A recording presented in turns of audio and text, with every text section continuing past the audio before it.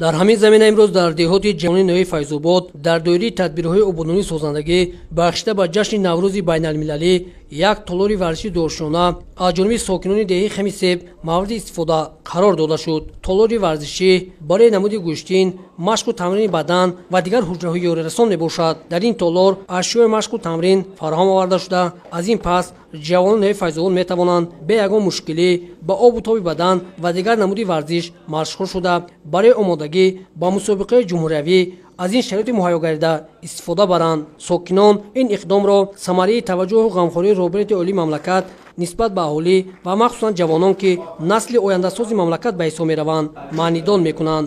ҳамчунин сокинони ноҳияи Файзобод Наврӯзи байналмилалиро бо намоиши дастоварии хоҷагии халқ ва намунаи ҳунарҳои мардумӣ ва инчунин риояи суннатҳои анъанавии неки ин ҷашни бостонӣ таҷлил намуданд.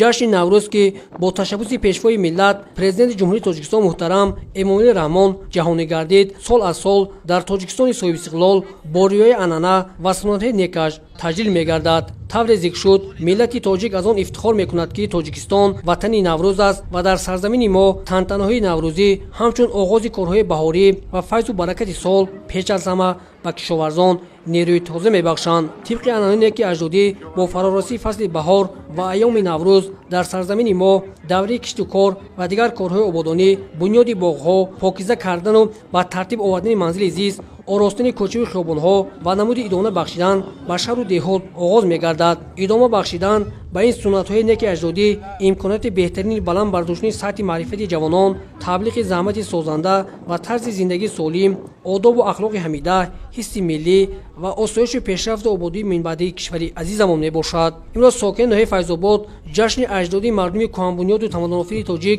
Наврӯзи аҷамро бо риояи суннатҳои мардумӣ, густурдани дастархони идонаи иборат аз ҳафсину ҳафшин, омода кардани таомҳои миллии суманак ва ташкили мусобиқаи варзиши гӯштингирию бандкашӣ Наврӯзи байналмилалиро таҷлил намуданд. дар рӯзҳои таҷлили Наврӯзи оламафрӯз ба бар намудани либосҳои миллии тоҷикӣ таи солҳои охир аз ҷониби ҷавондухтарон ба ҳукми анъана даромадаву бахусус дар фасли баҳор ин амал аз ҷониби онҳо бештар ба назар мерасад. барномаи рангини фарҳангӣ аз ҷониби аҳли ҳунари ноҳияи Файзобод ташкил гардида буд, пурра ба фасли баҳори нозанин ва Наврӯзи оламгир бахшида шуда буд ва суруду таронаҳо иҷро гардида таҷассумгари тинҷиву оромӣ ва рушду тараққиёти мамлакат ва осоишчагии сокинон буд, ки писанди иштирокчиён гардид. Бобокамол Аминзода, мақсади мақсад, ахбор.